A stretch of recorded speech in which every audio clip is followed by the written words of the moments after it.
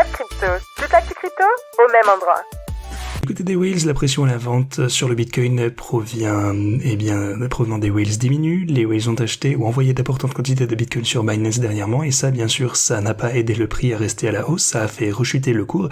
Mais pour le moment, après les pics qu'on a pu observer en novembre, les whales se montrent un petit peu moins agressifs dans leur vente de Bitcoin. Donc ça, c'est déjà un point important, crucial à retenir.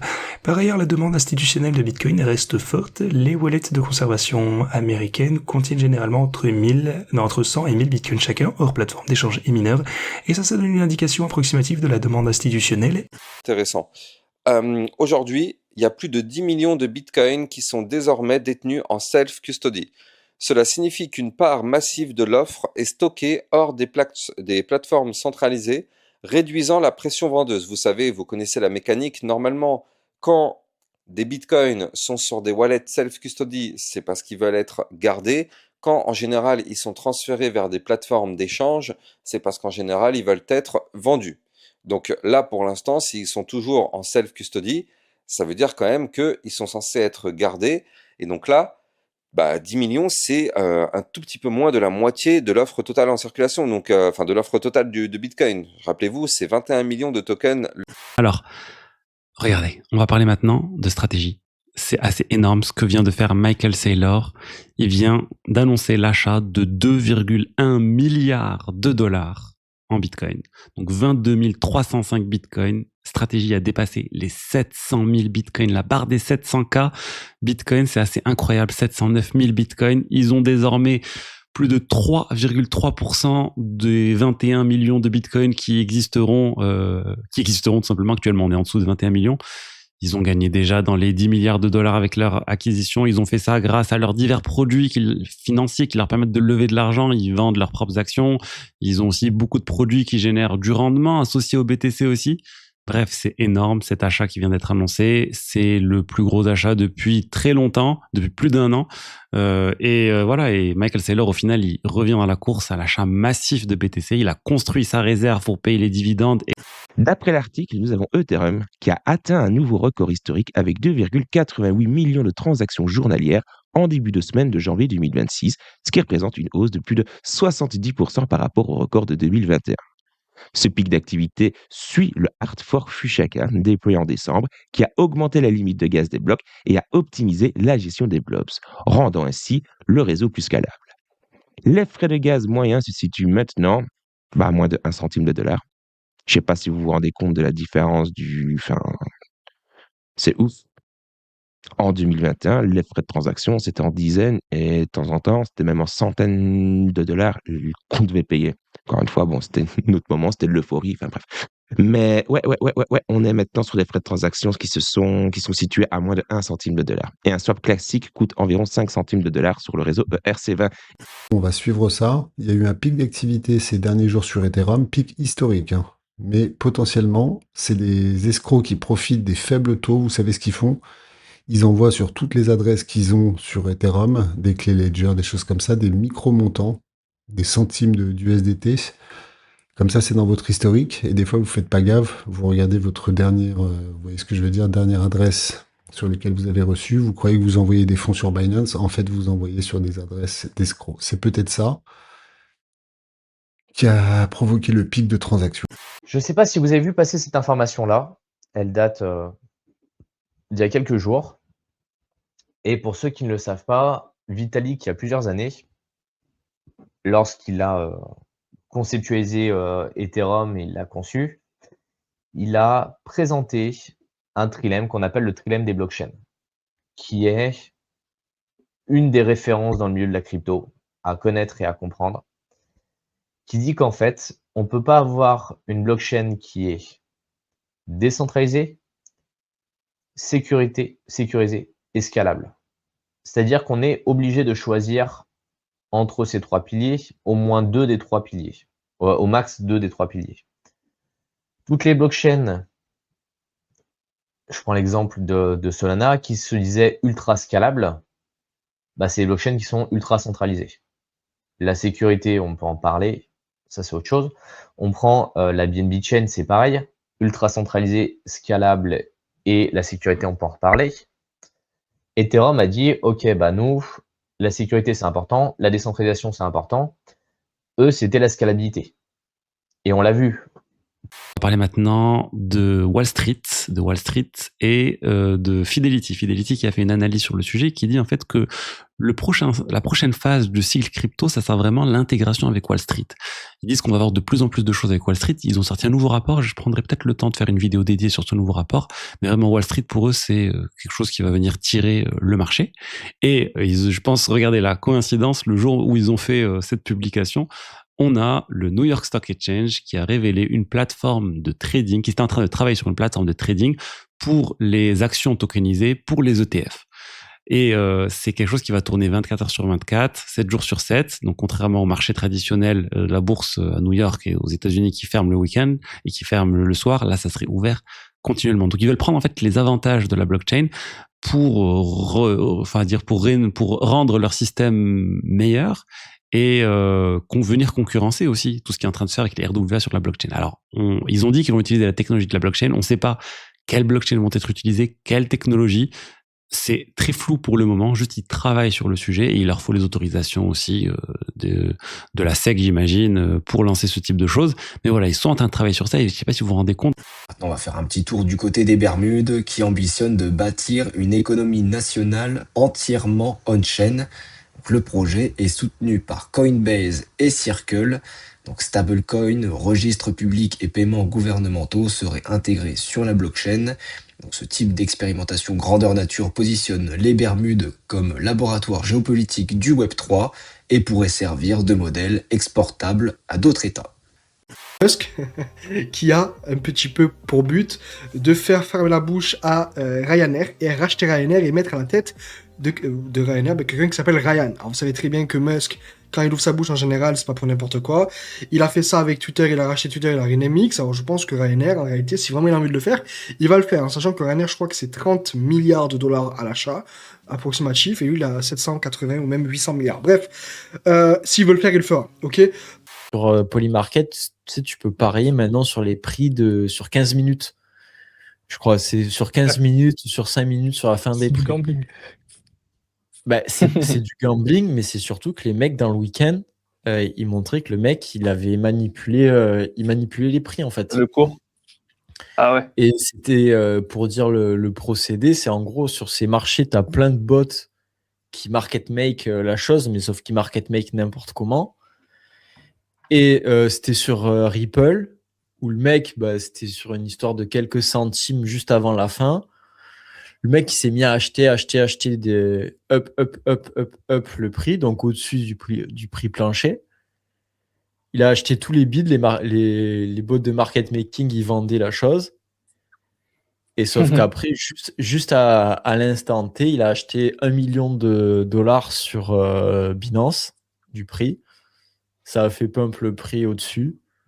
Il a revendu juste après. Et pouf.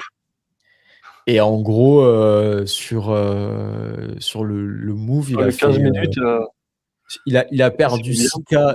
En gros, il a perdu entre 6 000 et 7 000 dollars à manipuler les cours. Mais sur le pari Polymarket, il est gagné 200. Sur Polymarket, un petit chiffre que je vais vous partager. Les États-Unis ont actuellement 22% de chances d'acquérir le Groenland encore cette année. Et pour beaucoup, ce chiffre, il paraît pas énorme. Mais c'est quand même 22% et c'est quand même un record historique. Un petit point sur la semaine, parce que la semaine est très importante. Comme chaque semaine dans le monde des crypto-monnaies, encore une fois, on n'est que le 20 janvier. J'aurais pu commencer toutes mes vidéos par cette semaine est importante. Cette semaine, les amis, il y a plusieurs rendez-vous à surveiller de très près. Déjà demain, 21 janvier, Donald Trump doit faire un discours à Davos et le marché attend forcément plus de détails sur ses intentions. La seule chose dont on peut être sûr, c'est qu'on va avoir une volatilité plutôt élevée. En dehors du dossier du Groenland, il y a aussi des chiffres macro importants. Jeudi, on aura les données de l'inflation PCE Core et on aura également les chiffres finaux du PIB américain pour le 3e trimestre. Donc même sans la politique de Trump, ce serait déjà une semaine clé pour l'économie américaine et pour les marchés plus globalement, enfin les marchés en général. En plus, c'est pas terminé, je vous dis que la semaine était folle. La décision de la Cour suprême concernant la légalité des droits de douane de Trump est également attendue ces jours-ci. Se passait pas bien avec la France, ils taxeraient leur vin à 200%. On n'est plus dans la diplomatie, on est dans le racket pur et dur, en mode cours de récréation. Et face à ça, l'Europe, eh bien, c'est un vrai sketch. Macron joue les gros bras, il veut sortir le bazooka commercial, mais derrière, c'est le désert. Pour répondre, il faudrait que 65% de la population européenne soit d'accord, et comme l'Allemagne et l'Italie veulent privilégier la diplomatie, c'est pas gagné. Privilégier la diplomatie avec Trump, c'est comme expliquer à un tigre qui veut vous bouffer qu'être vegan, c'est bon pour la santé. Et puis alors, il y a le nouveau truc à la mode de Trump, c'est le Board of Peace, le nouveau jouet du président dirigé par Tony Blair. Le ticket d'entrée, c'est $1 milliard, cash, si jamais ça vous intéresse. Et si vous payez pas, eh ben vous n'êtes pas invité à table. On est en plein délire transactionnel et tout ce cirque se déplace maintenant à Davos, tout en sachant que Trump n'y va pas pour faire du ski, mais pour monopoliser les médias et casser l'ambiance du World Economic Forum. Déjà que c'est pas terrible niveau ambiance, ça va être très lourdingue. Bref, ces prochains jours, ça va être du spécial Trump Breaking News en permanence. Aujourd'hui, on est censé parler des chiffres de Netflix ou de 3M, mais qui est-ce qui en a quelque chose à faire ?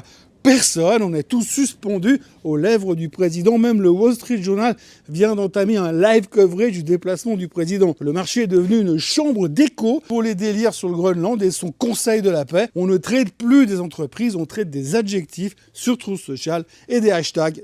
Le Forum économique mondial a recommencé hier à Davos et plus de 3000 participants venus de 130 pays se retrouvent dans ce petit village suisse. On compte aussi 64 chefs d'État, 850 PDG, des banquiers, des responsables d'organisations internationales.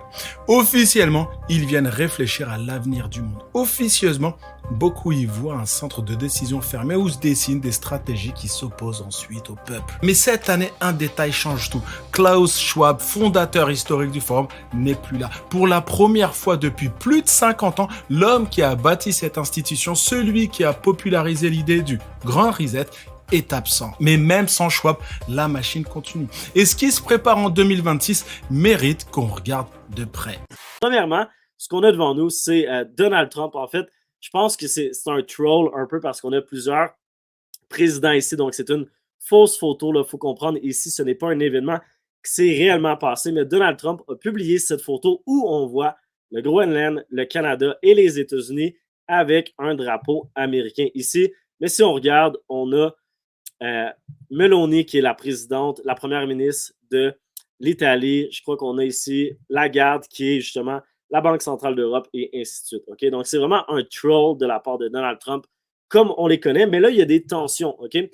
Et on a vu le stock market réagir négativement. Un peu ce qu'on avait parlé durant le live stream de dimanche. Si vous vous souvenez, on avait tracé un pattern sur Nasdaq et on s'est dit qu'il y a certains scénarios qui sont possibles et qu'il faut les observer.